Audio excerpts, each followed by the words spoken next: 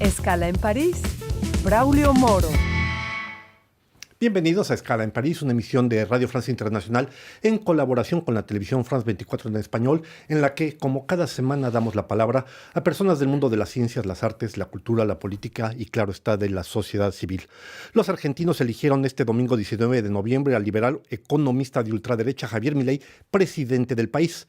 En su primer discurso, realizado la noche del día 19, quien tendrá a cargo la responsabilidad de enderezar una economía dividida y en crisis, declaró: comenzamos a dar vuelta a la página de la historia, para hablar de lo que el significado del voto, de lo que se puede esperar del presidente Milei. Contamos hoy en nuestros estudios con la presencia de Carlos Kennan, profesor de la Universidad Sorbonne Nouvelle y vicepresidente del Instituto de las Américas en Francia. Carlos Kennan, bienvenido a esta Escala en París, un placer tenerle con nosotros.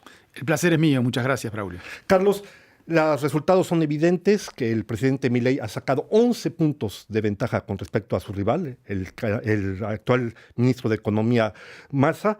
¿Es un salto al vacío, como han anunciado algunos medios de comunicación, el triunfo de Milei, o es otra cosa distinta, o es un hartazgo de la población? Digamos que en la base de la elección de Milei, de todo el proceso que lo ha llevado de no participar en la política hasta hace 2 o 3 años, a ser electo diputado y luego ser candidato a la presidencia y finalmente electo, hay este aspecto hartazgo de la población, un proceso de decadencia de Argentina desde hace varias décadas, agravado en los últimos tiempos por una inflación galopante, una serie de factores que contribuyeron, en particular también las dos coaliciones gobernantes hasta en los últimos años, es decir, Juntos por el Cambio del expresidente Macri o el Frente de Todos, rebautizado Unión por la Patria, que presentaba la candidatura del ministro de Economía Massa, pues el fracaso, el desprestigio de estas dos coaliciones también creó la posibilidad de que un tercero en discordia emerja. Entonces, esa es la base a partir de la cual gana Milei. Pero lo hace también con propuestas muy disruptivas, con propuestas de cambios importantísimos desde el punto de vista, por ejemplo, del régimen monetario, planteando la posibilidad de la dolarización o de la perspectiva, de enfrentar una casta política, que sería el gran mal que aqueja al país. En ese sentido, se planteaba una duda, un gran temor sobre, cuáles son las propuestas, romper con todo, de alguna forma. De hecho, golpear en un programa televisivo un muñeco con las formas del edificio del Banco Central y otros aspectos muy simbólicos de sus presentaciones fueron vistos como algo que podría implicar un salto al vacío. Yo creo que esto hay que atenuar, hay que matizar un poco. Indudablemente va a tener que plantear algún tipo de coherencia respecto de las propuestas que planteó, pero al mismo tiempo va a tener que asegurar un cierto grado de gobernabilidad del país, lo cual no va a ser fácil. Recordemos brevemente, con la economía argentina va mal desde hace bastante tiempo. Este año cerrará con cerca de un 150% de inflación. Hay que recordar que en 2021 fuera de 50% la inflación, es decir, casi se ha triplicado, que 50% de la población de menos de 15 años, de menos de 25 años, vive en pobreza.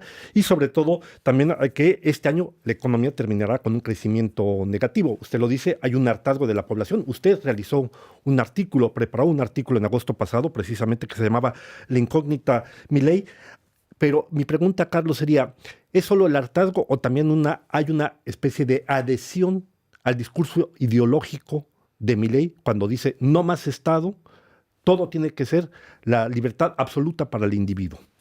Digamos que hay varios componentes en los sectores que apoyan a Milei. Este contexto general de hartazgo, de fracaso de las coaliciones que han gobernado en los últimos tiempos, es decisivo.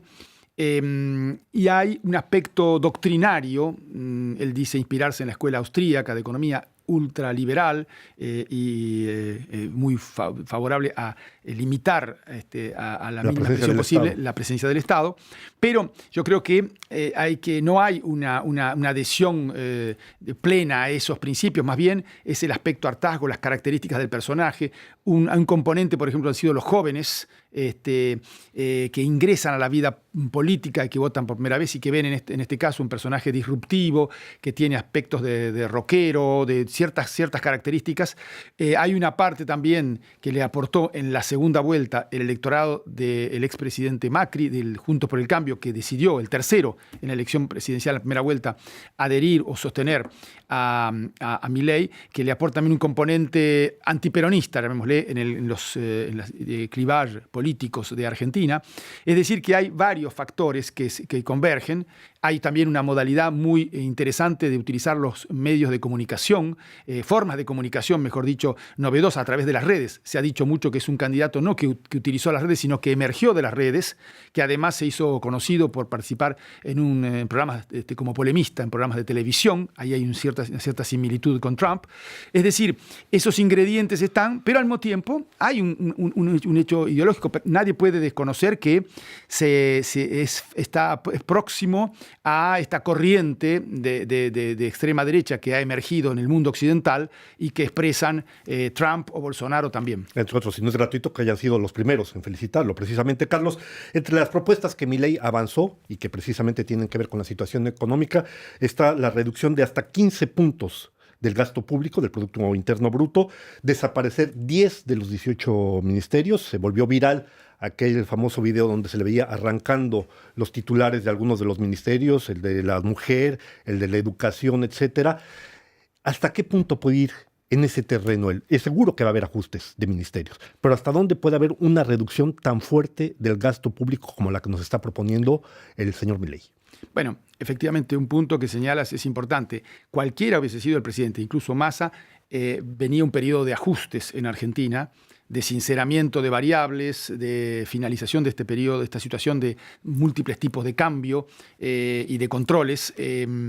Y todo esto en el marco de una relación muy importante para la Argentina actual, que es la relación con el Fondo Monetario Internacional, con el cual se ha contraído un préstamo de gran magnitud en el gobierno del presidente Macri. 44.000 millones de dólares. Y que obviamente, debida cuenta de la condicionalidad que implica la relación con el Fondo Monetario Internacional, implicaba límites y ajustes necesarios. Ahora bien, ¿hasta dónde puede ir Milei con esto?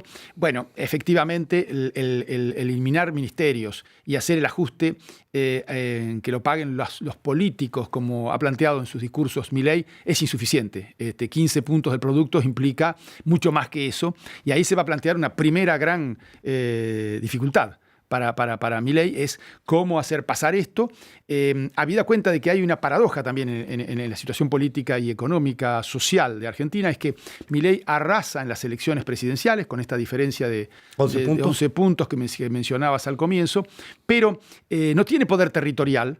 No tiene gobernadores. No tiene gobernadores. No tiene mayoría en el Congreso. No tiene mayoría, al contrario, es un pequeño bloque que va a necesitar de acuerdos, y se podría discutir cuáles serían los posibles acuerdos. Va a necesitar establecer vínculos con sectores del peronismo también para poder gobernar, porque en la Cámara de Diputados, por ejemplo, la primera minoría es el peronismo con 109 diputados de 255. Entonces ahí va a tener que buscar un modus vivendi para mostrar que va en un camino de ajuste. Probablemente lo que pase con esto, y dependerá mucho del ministro de Economía, que no ha sido nombrado, se han nombrado otros responsables, altos responsables, Relaciones Exteriores, Ministerio del Interior, pues lo que se plantea es una cosa progresiva, más allá de que el discurso dice que va a aplicar terapias de shock. Esto es difícil de implementar en estos términos, porque no puede comenzar el gobierno generando reacciones muy negativas de sectores de la población que se verían afectados, porque bajar 15 puntos del producto no es poca cosa. Claro, y una de las primeras medidas precisamente que ya anunció en su discurso tras conocerse el resultado de las elecciones del domingo ha sido la privatización de varias empresas públicas, notoriamente Yacimientos Petrolíferos Federales. Hay que recordar que el Estado posee 51% de las acciones de esa empresa, que fue del Estado, fue privatizada con Carlos Menem, que fue vuelta a estatizar durante el gobierno de los Kirchner, y que ahora ese 51% tendría que pasar por el voto del Congreso. Pero más allá de esto, Carlos, lo que me interesaría, porque la medida central que nos está anunciando, que le está anunciando a la población argentina, es el problema de la dolarización. Ha dicho que, primero, para bajar la inflación tardará de 18 a 24 meses. Yo no sé si la población argentina aguantará 2 años más en este contexto de crisis. Pero sobre todo, la dolarización tiene una serie de implicaciones. Ha sido muy ambiguo en esto, porque dolarizar quiere decir que suprimes completamente el papel del Banco Central argentino, porque el que domina es la Reserva Federal de Estados Unidos. El Banco Central no tendrá ninguna palabra que mencionar sobre esto. ¿Qué nos puede decir a este respecto?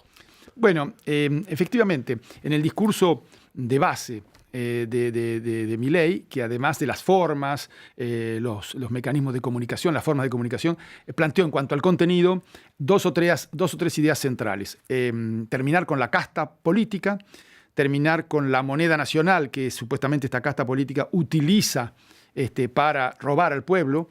A través de la emisión de moneda, el impuesto inflacionario, etcétera, lo cual es una visión extremadamente estrecha, digamos, de lo que es la problemática de la política monetaria. Y por último, la idea central de libertad, de liberalizar y retroceso del Estado, que se expresa en estas perspectivas de privatización que mencionabas. Sobre la dolarización en sí misma, la gran mayoría, la comunidad económica argentina, internacional, ha sido muy reticente frente a esto. Incluso el propio Fondo Monetario Internacional, a través de distintos voceros, ha señalado su distancia respecto de estas medidas. ¿Por qué? Porque en realidad enfrentar la inflación y generar un sendero de progresiva normalización de la situación fiscal, mejorar la posición financiera externa de Argentina, es decir, recomponer reservas, generar una situación sostenible de la balanza de pagos, todo eso solo modificando el signo monetario es muy poco. Eso no puede ser sino parte de un plan integral donde se tomen medidas para recomponer la situación fiscal, para en el corto plazo recomponer reservas, ahí pasa, tiene un rol muy importante la relación con el Fondo Monetario Internacional, y generar una especialización internacional, productiva internacional, que haga sostenible el sector externo de la economía. La dolarización ha sido ya analizada, hemos analizado en muchos trabajos, tiene sus pros y sus contras. Siempre. Y el balance que implique para un país grande como Argentina, federal, no está claro que sea favorable. Digamos, los pros es bajar la inflación, porque la inflación va a ser la inflación del dólar, por así decirlo, de manera muy sintética y simplificada.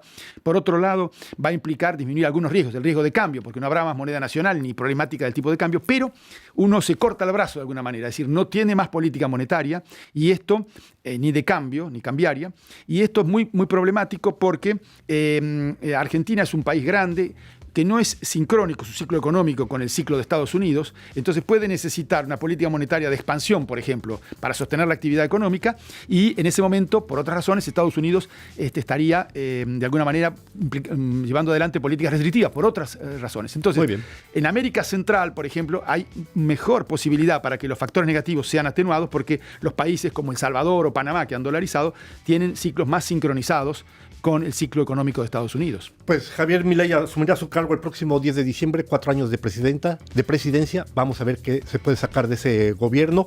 Carlos Kennan, profesor de la Universidad Sorbonne Nouvelle, gracias por habernos acompañado en esta escala en París. Un placer tenerlo con nosotros. El placer ha sido mío. Gracias. A ustedes les damos una nueva cita aquí la próxima semana en otra escala en París.